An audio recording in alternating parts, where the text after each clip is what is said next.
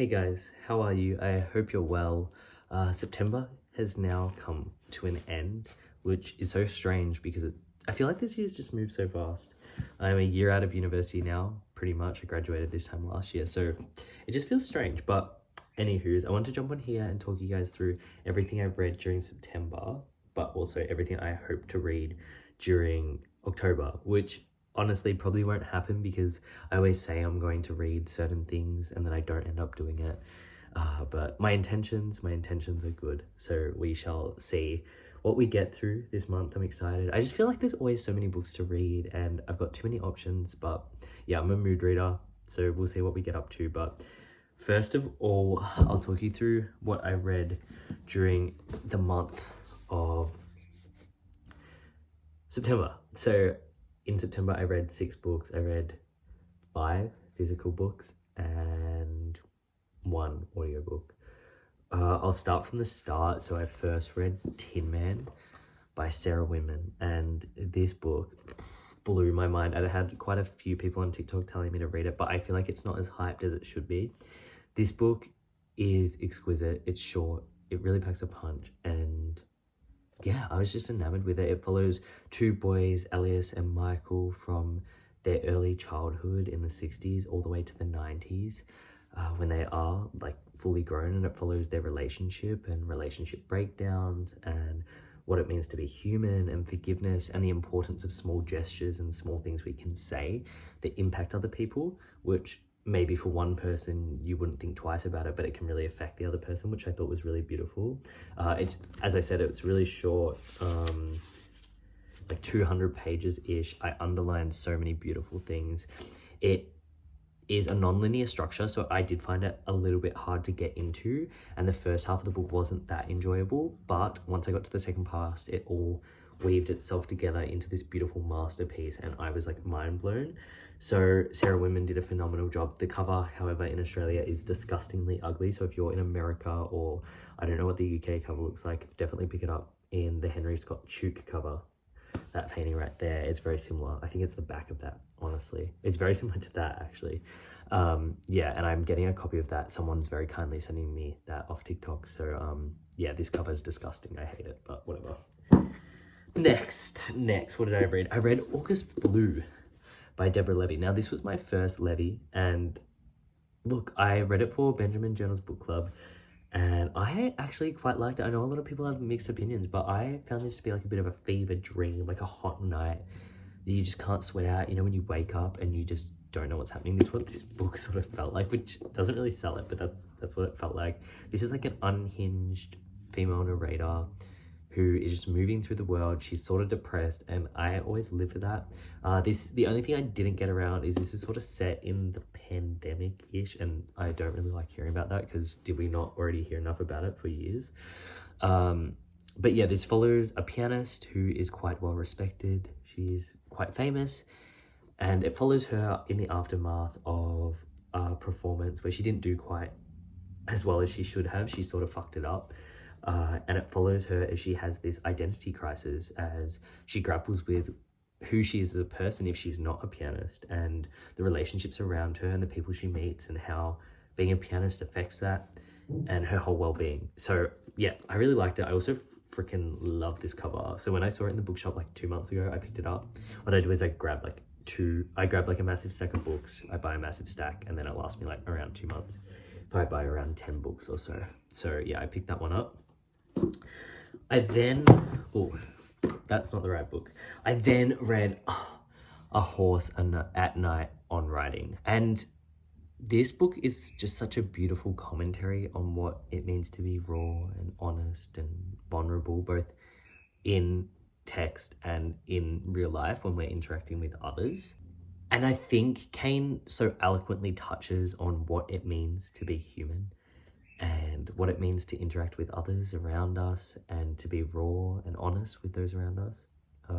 This is sort of rambly because I just don't know how to sum this up. Like, I feel like you just need to read it. She references so many books, which you would just be like, I need to read that, I need to read that. She added so many books to my list. The prose is magnetic. She writes in such a captivating manner, which I was just enamored with. And yeah, this is my first Kane. I haven't read Indelicacy, but I really do want to. And yeah, it's just like, it's a masterpiece, to be honest. I told her that I feel like we don't often get granted access into writers' minds in this way. It's just such a long meditation, and it's honestly like a diary. And so I did send Amina a message and thank her that, because I feel like to get granted access into such an intimate corner of someone's mind is a privilege. So yeah, I love this. It's one of my favorite books now. Obsessed. And then I read Second Place by Cask. This is my second Cask, and I know Second Place is probably her most famous piece of work. This pretty much just follows a female narrator as she's writing a letter, and it recounts her time where she has invited a famed artist to come and stay with her and her husband at her rural second place, so like a house on her property, in hopes that she will eventually become his muse. And it just unravels, and it's just, nothing happens like you think it's going to. And I love Cask. Like, this just confirmed that I read Outline and I want to finish that trilogy, but it just confirmed that I really enjoy her stylistic choices and the way she puts together a sentence and how it's concise, but yet it has everything in it. I don't know how to sum this up. It's so good. I would read Cask's grocery list if she gave it to me, and I would be jaw on the floor. So I read Second Place, and I did quite enjoy that. I then, lastly, I sort of read the Pisces and this at the same time I listened to the Pisces.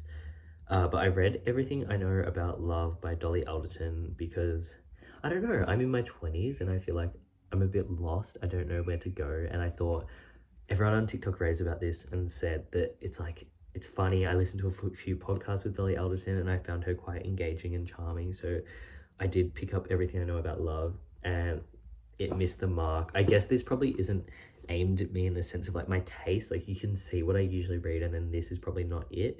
I feel like this is a good book if you are maybe getting into reading, or you don't read a lot, you're sort of reading a bit more self-help sort of thing. But this had some cute stories in it, I guess, and I drew some conclusions from it with some highlighting, and there were some nice lines in it. But I felt like the message was just the same throughout everything, and it dragged on. It's like 400 pages, and I feel like this could have been only 200 pages because it's just so repetitive. All the stories are very, very similar. And like, there's like recipes and stuff in this, which I was just like, okay, I don't really want to read that. But yeah, this sort of put me in a bit of a slump because it took me like a week to finish, and that's like not that good. But yeah, I read that, didn't really enjoy it. I don't get why it's a Bible of sorts. Well, I get for some people it might be a good Bible, but like, definitely not. I didn't get around it. And then I read The Pisces by Melissa Broder. I listened to that because it was for free on BoBox, and it's good when I'm on the treadmill, whatever.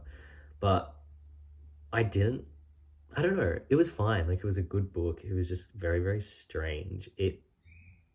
I felt like it was in the same vein as Otis and Moshfegh and like My Year of Rest and Relaxation and Eileen and those things, which it's sort of just like a depressed woman moving, unreliable, unhinged female narrator, which I do love. I really love that genre.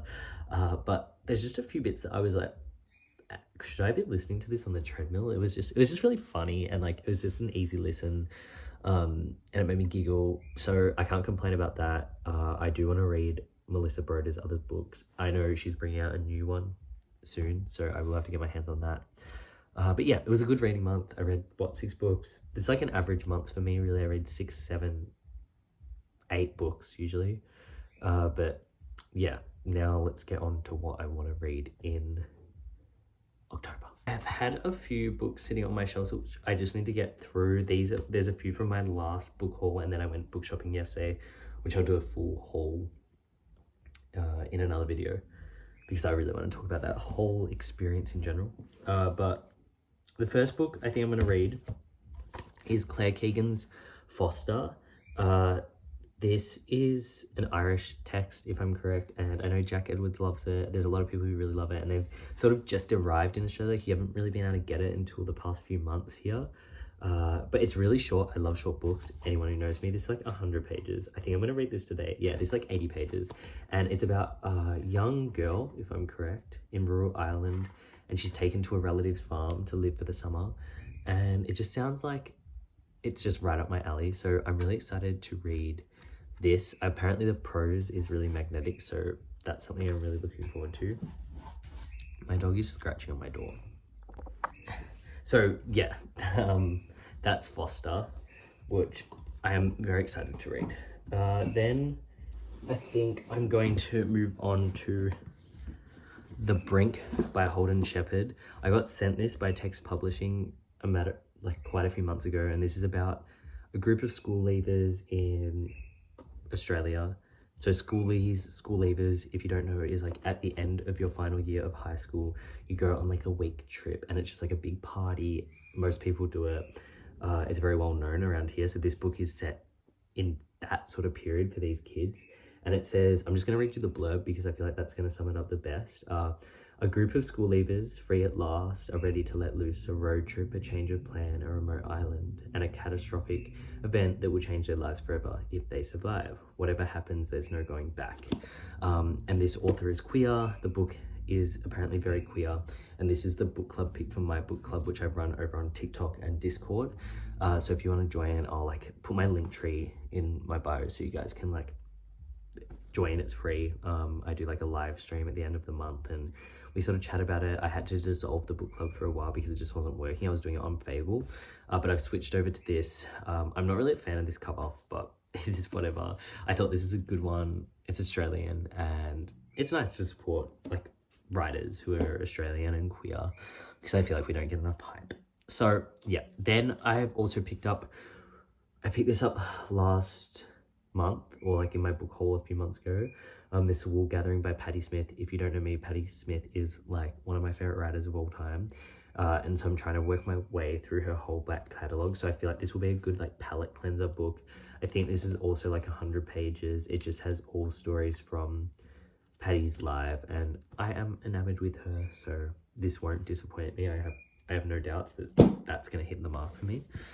Then I've also got Mary Oliver's Devotions. This is long. This is like 500 pages, but these are like a selection of Mary Oliver's best poems from all of her collections. And yeah, I don't know whether I'll read this like in succession, but I might just like read a few poems every day throughout this month and like get through it. And then I think I might try to get to The Argonauts by Maggie Nelson. I know so many of you guys love The Argonauts and you love Maggie Nelson. I also picked up Bluets. And it was the first time I'd seen it in Australia in general, in a bookshop. But this is just like a series of essays on so many things. It says it's a timely and genre-bending memoir that offers a fresh and fierce reflection on motherhood, desire, identity, and feminism. So I'm very excited for that. I think I'm going to eat this up. I think this is relatively short. You can see a trend here. It's like 200 pages. I guess the text is a bit smaller. So yeah, that will be good. And then finally, I drove to a bookshop specifically to get this because I've seen the Big Book Lady talking about this on TikTok and YouTube, and I am so obsessed. But apparently this is very similar to Shuggy Bame, which is one of my favorite books, and this has queer undertones as well. So yeah, you can look up the synopsis, and yeah, it looks really good. I am obsessed with the cover. I'm obsessed with the title, Juno Loves Legs. Like, how good is that? This is by Carl Gary, I don't know. But yeah, this looks so good as well. And yeah, I am excited for this upcoming month of reading. I feel like, as I said, there's so many books to get through and there's never enough time. But I think like 6 books is sort of like a good amount for me to just get done. And then if I add more or do one less, it's okay. I'm trying to put less pressure on myself this year, which I think I've read like 58 books this year so far. And I've just been trying to like read whatever I want, not put pressure on like reading one a week, whatever, just read and just like sit with whatever I want to read. So if this will probably change. I probably won't read all these books. I probably will read something else from my shelf because I always say I'm going to read certain books. But yeah, I think the only 2 like confirmed that I will read is The Brink for the book club and Foster because I'm going to read that today. But yeah, What are you guys reading this month? Like, let me know downstairs. Join the book club if you want. Check out my Instagram. I'll link everything downstairs.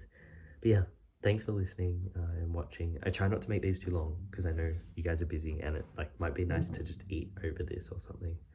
But yeah, thanks for listening to me ramble for like 10 minutes. Bye.